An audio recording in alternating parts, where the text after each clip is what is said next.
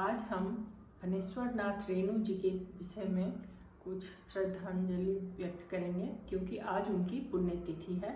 11 अप्रैल 1977 को उनकी पुण्यतिथि है और उनकी जन्म तिथि 4 मार्च 1921 ईस्वी में। मात्र 56 वर्ष की आयु तक वो जीवित रहे और इसी में उन्होंने अपनी एक से एक कृतियाँ समाज को दिया, साहित्य को दिया और उनकी जो कृतियाँ हैं वो हमेशा ही अमर रहेंगी। जैसे कि मैला आंचल आपने सुना होगा, पढ़ा होगा। एक ऐसा उपन्यास है मैला आंचल जिस पर कि उन्हें पद्मश्री का पुरस्कार भारत सरकार द्वारा मिला था और रातों रात इस उपन्यास के रचना के बाद उन्हें लगा कि वो उनकी प्रसिद्धि बढ़ गई और सर्वश्रेष्ठ उपन्यासकार कथाकार के रूप में उनकी गणना होने लगी। इतनी प्रसिद्धि हुई और धीरे धीरे उनकी जितने भी और भी उनकी पारित परी कथा और भी हैं बहुत सारे, जैसे कि पलटू बाबू का रोड, इस तरह और भी अनेकों उनकी जो उपन्यास भी कहानी, कथा, उपन्यास, फिर उनकी और भी संस्मरण, रिपोर्टाज, बहुत सारी चीज़ें उन्होंने लिखे, निबंध, सब पर उन्होंने विधाओं पर कलम चलाया है। जो कि उनकी जो पहली कहानी थी वो बट बाबा करके एक पत्रिका में छपी थी, जो खुद उन्हें अचरज हो रहा था। विश्वामित्र करके कलकत्ता एक पत्रिका में उनकी ये कहानी पढ़ी थी। जब उन्होंने पढ़ा तो उन्हें खुद अचरज हुआ।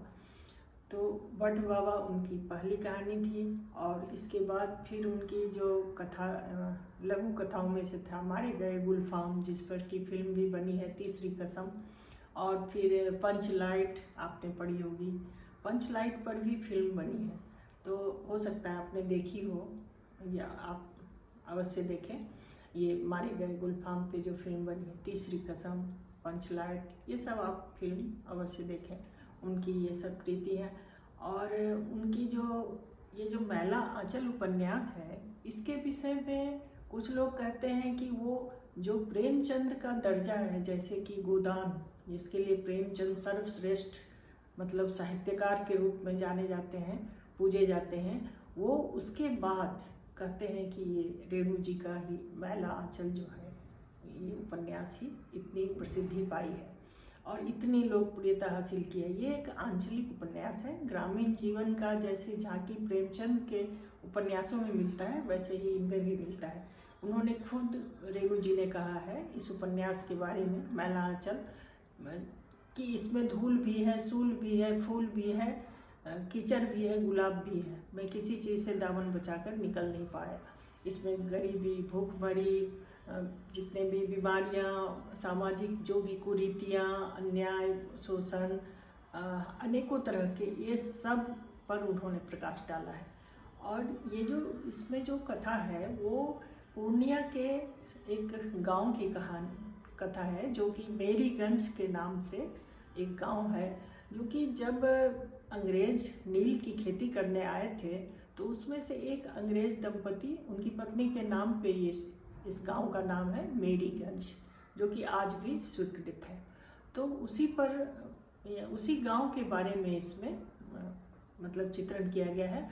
और इसमें जो उस गांव में उन दिनों मलेरिया का बीमारी जो है, पूरे लोग उससे रोगग्रस्त थे। तो मलेरिया के उन्मूलन के लिए इस पर भी उस पर चित्रण किया गया है। और डॉक्टर हैं, फिर बहुत सारे और भी पात्र हैं, 2, 4, 5 पात्र हैं उसमें, जिनमें कि इस बीमारी के बारे में, मलेरिया, ये चर्चा है और चित्रण इसमें किया गया है।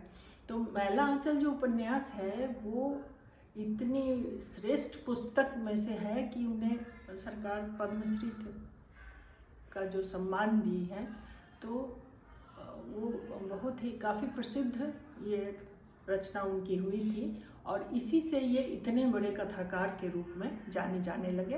और इन्होंने अनेकों विधाओं पर चलाए हैं कलम, जैसे कि ये कथाकार के रूप में, उपन्यासकार के रूप में, कहानीकार के रूप में, निबंधकार के रूप में, रिपोर्टाज लिखे हैं इन्होंने, बहुत सारी विधाओं पर इन्होंने लिखे हैं, कलम चलाए हैं। कुछ इन्होंने कविताएं भी लिखी हैं जो कि बहुत सुंदर है। नूतन वर्ष, अभिनंदन और बसंत वेला, बहुत अनेकों इनकी भिन्न भिन्न तरह की रचनाएं हैं। तो इस प्रकार ये काफ़ी विख्यात हुए और इनकी जो शिक्षा है वो नेपाल और भारत के बीच में वहाँ विराटनगर में हुई। और ये काफ़ी बहुत ज़्यादा तो नहीं, लेकिन 10वीं 12वीं तक इन्होंने पढ़ाई की और उसके बाद बस इतने बड़े लेखक, इतने बड़े रचनाकार, कथाकार बने। और इसके बावजूद इन्हें कभी भी ये स्ट्रगल, संघर्ष करते रहे, इसके बावजूद भी इन्होंने और भी अनेकों सामाजिक जो उत्थान के लिए कार्य किया। सामाजिक ये जो 1942 में महात्मा गांधी कृत जो आंदोलन उठाए गए उसमें भी इन्होंने भाग लिया और जेल भी गए। इस तरह फिर नेपाल की एक लड़ाई में भी इन्होंने संघर्ष, उसमें भी इन्होंने भाग लिया। इस तरह ये काफ़ी मतलब समाज के लिए, देश के लिए भी तत्पर रहे हमेशा और अनेकों कार्य इन्होंने, साहित्यिक कार्य, सामाजिक कार्य में इन्होंने भाग लिया। तो ये हैं फणीश्वर नाथ रेणु जी।